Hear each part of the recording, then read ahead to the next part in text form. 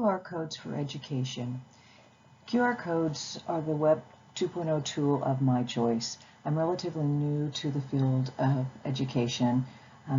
I've just actually completed my very first year as an educator. I'm learning a lot of different tools, technology tools, the Web 2.0 tools.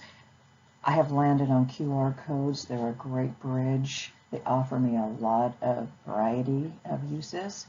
So QR codes will be the Web 2.0 tool that will be discussed in this presentation. What is a QR code? If you have your phone handy, please open up the QR code tool that you have on your phone and scan this. You can go ahead and read along with that as I continue on with the slideshow. So the name of this tool is QR code. Its function is to record information. Scope of application is commercial activities, networking, marketing, education, and I'm sure there's several more uses. The nickname is the two-dimensional barcode. Standard types are stacked two-dimensional code and the matrix types. A two-dimensional quick code right next to you, it's a quick response code. The application of the QR scanning function on a smartphone, referred to as a 313, has made the QR codes popular amongst especially the newer generations. Depending upon the strength of the internet, is one drawback with the QR codes. Completely new information storage, transmission and identification technology, built-in correction error making. It's less susceptible to damage, ensures high scannability rate for a very long time. It can store a lot of information in a variety of forms, unlike barcodes that only provide the numeric value of a product. The barcode versus the QR code.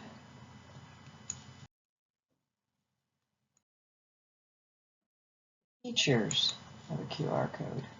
Again, if you keep your phone handy, open to your QR code scanner. This entire demonstration, you'll have an opportunity to scan and be connected to the resources that I'll be discussing. So high density encryption, large information capacity, one of the real key features of the QR code. There's a variety of types of encryption. There's strong fault tolerance and error correction, high decoding, reliability. Encryption measures may be introduced. It's low cost, easy to make, and they're really durable. Because of the above characteristics, QR codes are becoming more and more popular today, and their applications are becoming more and more widespread.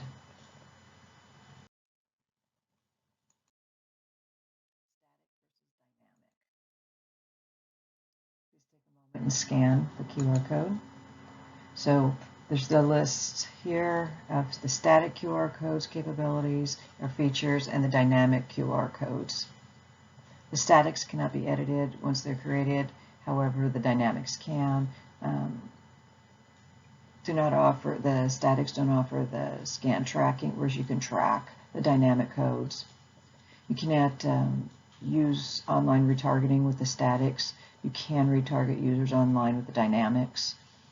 As an educator, I will sometimes go and look at track my QR codes to see how many times they've been hit on, and then I can compare what's being hit on, what isn't being hit on, and I can try to compare those types of education and realize, so that I can see what is attracting my learners. What is it about this QR code that's attracting them? Is it the material? Is it the design? So that's the lovely thing about the dynamic codes I really appreciate. Well, one of the other things I really appreciate is that I can actually evaluate how much my learning is actually being accessed online just by doing a follow-up of the dynamics. There's 12 QR code solutions and their functions. I'm not going to read through them all. I'm going to go ahead and leave those up there for a second to view.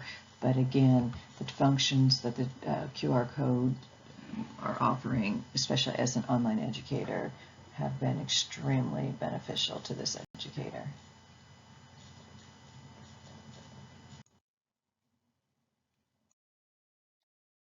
Scanning QR codes. And if you scan the QR code there, it will walk you through the slide. Scan this QR code, it will walk you through just the different tools that you can use for scanning.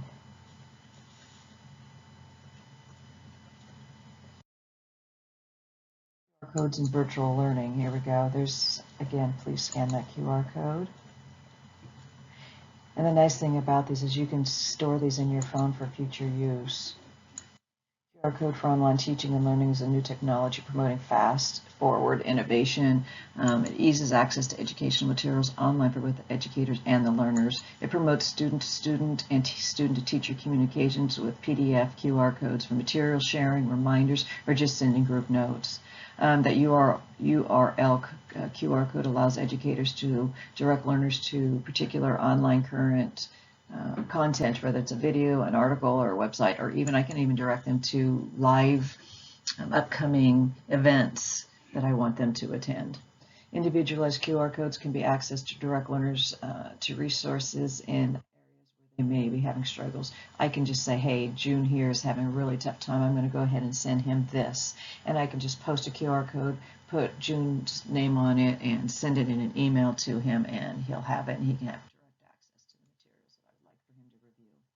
great method for learners to share completed work and assignments with their educators as well.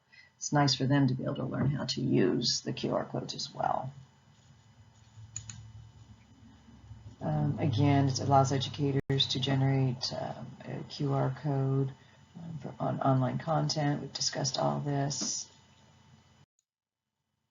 And now, these are some of the ways that I utilize QR codes in my current practice.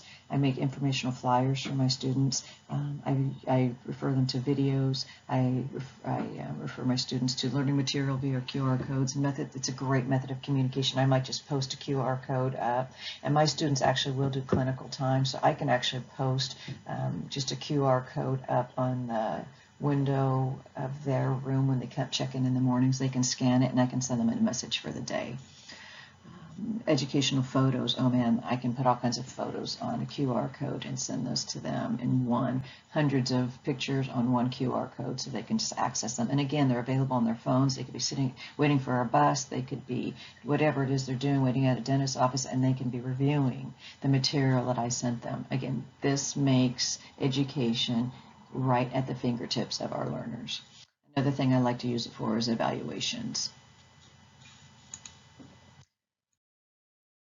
So what I'm going to do here is to demonstrate how I would educate on a particular topic to my students, and the topic I chose to teach on is atrial fibrillation.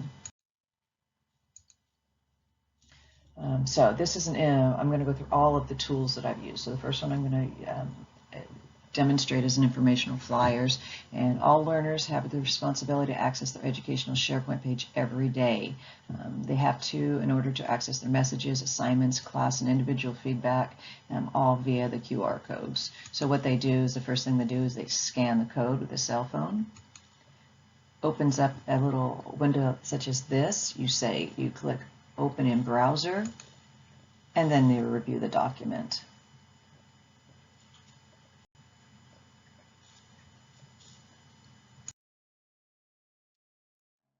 This would be the atrial fibrillation video. So if I wanted to send them a video that I thought was very beneficial for them to watch, I would again send them, provide them access to the QR code on the SharePoint.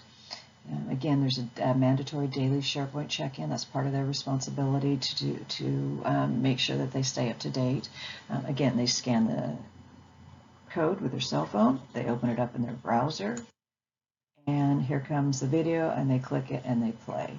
I generally also like to put the website link down at the bottom, just because it's just double providing them the opportunity. If I'm sitting at a computer and I can click the link to a website, I would do that. I would probably be more likely to do that.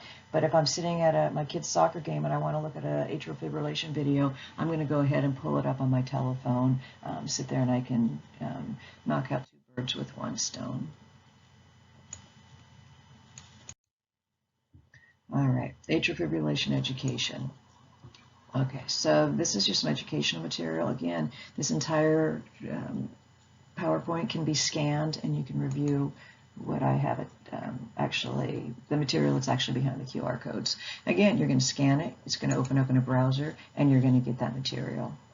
And as I mentioned in the last slide, I also like to include, if there's a website versus just a PDF, a flyer of some sort, an evaluation, if there is a website, I like to put that down at the bottom. So then they can open that up and they can read the material. And because these are dynamic, I can go back and I can track and see how many of my students have accessed this. And if I want total detail, if I go investigate further, I can find out who accessed this material. And I can do my own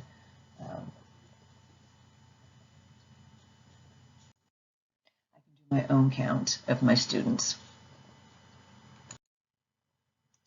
So this one is actually just a communication, and I do this sometimes too. So we work at a Providence hospital, and I'll just send out a little flyer sometimes. This one is attention to all Providence Institute learners. The virtual code blue simulation lab scheduled for today, April 30th, is canceled due to staffing issues.